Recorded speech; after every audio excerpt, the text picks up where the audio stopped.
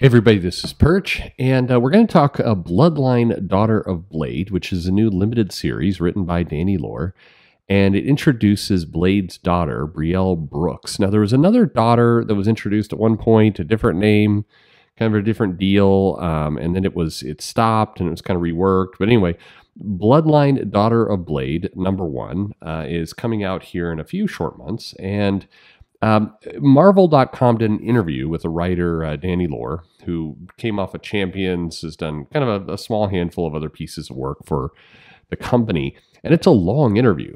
It's nice actually to see this level of like, hey, talk to us about what you're doing, let the readers know what's happening. Marvel is astoundingly inconsistent with this stuff. It's actually somewhat baffling if you go to the news on Marvel.com. You would think, here's an area they control, so therefore, it should be filled with in-depth interviews and really promoting kind of stuff. We've got, if I'm looking at it right now, we've got Iron Man inducted into the National Film Registry of the Library of Congress. There is a trailer for Spider-Man Across the Multiverse. Now, this news story is relatively new, the Across the Multiverse, even though that trailer's been out for a while, but okay. There's a track that's on Wakanda Forever. There's a look at Ant-Man. There's the new Ant-Man movie. There's Marvel celebrates 50 quacktastic years of Howard the Duck with an anniversary cover program. It's a very bizarre. It's bizarre. I'm sorry. It's just the stuff they pick to promote and then not promote. I mean, there was a video a couple days ago. They got this Murder World series where the link to the page is broken, and I do not understand what in the world is going on. So anyway, regardless of that, Bloodline Daughter of Blade, it features the high school student Brielle, and that she will learn her true parentage. In this case, she is the daughter of Blade. And, and Danny Lore talks a little bit about what's coming to the story. And when you read this, it's before I get into the commentary. So basically this is more or less what they say. So the character, Brielle, they're going to be kind of nodding and leaning into the black alt scene girl mentality. So different from Goth. It's a different energy, says Danny Lore. It's a modernization of Blade's coolness without being the exact same thing.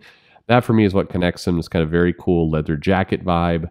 But it's not the same of Blade. You're not reading Blade 2.0, kind of a stressed over and over. And then we really kind of get into kind of the different elements of the comic, and Lore talks about really leaning into the champions and kind of some of what she knows about writing for teenagers and the tropes she wants to get into, and that she really, quote, I want to write a character that would appeal to those kinds of teenagers that want to subvert, that want to have a kind of a different type of energy, an energy that's there.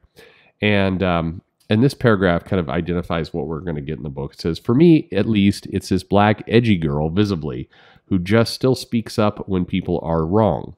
Not in a like, oh, you're wrong on the internet way, but in a something is wrong here way.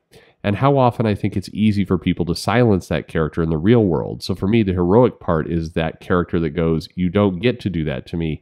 I have the means and agency and strength of self to go, no, you're still wrong. You can get on me for being loud, for standing out, for not performing my life exactly the way you guys think I should. That doesn't make you right. I'm still right, and I'm not going to change like what I'm doing. And it kind of goes on quite a bit. The Marvel interview says there's a scene in the first issue where Brielle gets confronted by the teacher, and Lore further explains, that was a thing that if you did not experience it, you saw it so often, especially with young black girls, right?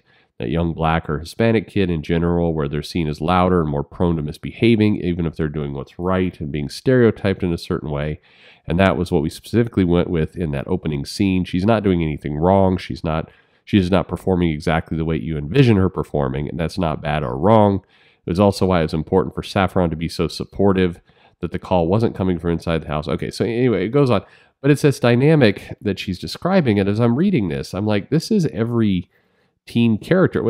Finally, we're getting a teen character who will speak up when they believe they're right, and isn't doing exactly what everybody expects them to. I think that's that's Peter Parker back in the '60s. I'm missing this is something unique and terribly different here. It's bizarre. The bizarreness kind of continues, and I won't go too much into this, but we do learn in this in this comic that here I'll read you the quote from Danny. This is a comic thing in general, but you know how some people make fun of people for having external internal monologues in comics. I literally do that all the time in my real life, just because otherwise I'm like, I don't really know how this sentence sounds unless I say it out loud. It's about things like, oh, well, I guess I have to go talk to my mom now. What am I going to say?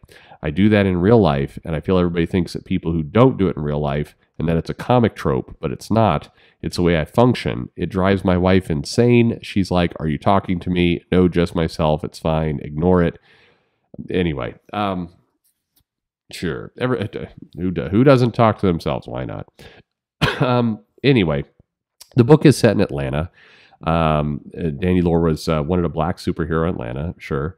And that there's a mix of old school mystical belief, folklore, superstition. Blade is basically called back into Brielle's life because it's a situation that he really has to get involved in. We're supposed to see that call or get that call at some point during the Free Comic Book Day, because this is going to be featured in the as kind of the backup story for Free Comic Book Day. We learn a little bit more. This was what am I saying? Sorry, it's not that it will be featured. It was featured. So in Free Comic Book Day of 2022, the current year, just talking about this like it hadn't come out, they had this kind of teaser to the story, and then now it's finally coming. To me, just kind of the way this is being rolled out reminds me a lot of Children of the Atom, where it was announced fairly early and then got delayed, and finally it kind of crept out the door, and it wound up being a limited series, or maybe it always was. Who knows?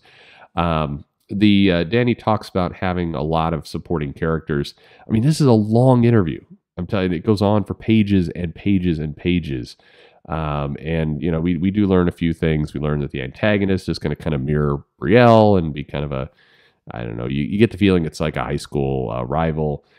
We get a supporting cast that Danny says, I'm really hoping, I really want to get a chance to lean more into Rebecca, Bex. Long term, if people like what we're doing here, they'll do that. But the supporting cast of Jaden and Becca, if Rebecca and Brielle are goth jocks, Jaden is doing not Smash Brothers tournaments. So there's the dynamic you've got. Anyway, here's another book Marvel's doing that is attempting to lean into the teen hero vibe. It is tied to Blade. There's at least some mentions that one of Danny Lore's favorite films is Blade, and that she really wants to kind of bring back some of that. So there you go. So February 1st, we're getting Bloodline Daughter Blade. Again, it's a limited series. Will this go? Will this not? But a bunch of takeaways here. First, there's a little bit more about the book if you're interested. The kind of goofy thing to me is just, again, why we get this very long interview. I'm glad for it. It doesn't tell you terribly a lot. And I just have to kind of scratch my head at all the comments around, finally we're going to get a book with a teenage superhero that's, going to have this speak up loud energy, and they're not going to do what people say. I'm like, again, congratulations. That's every book Marvel's ever published. I don't know. I question what we're doing here. I question what Marvel's doing with Blade, for that matter. Blade, who's, they threw him into the Avengers and then proceeded he kind of got lost in the shuffle, and he's the sheriff of the Vampire Nation and Chernobyl. I don't know. Who knows? Maybe this is the next teen superhero that everybody's hoping to be adopted into the MCU. And who doesn't love a feisty, speak truth to power teen? I mean, thank goodness we've never seen that before. Anyway, are you picking up Brielle, Bloodline Daughter of Blade? Let me know in the comments below. Like and subscribe, of course. As a nice Ryan Stegman variant cover. You got that. Thanks for listening.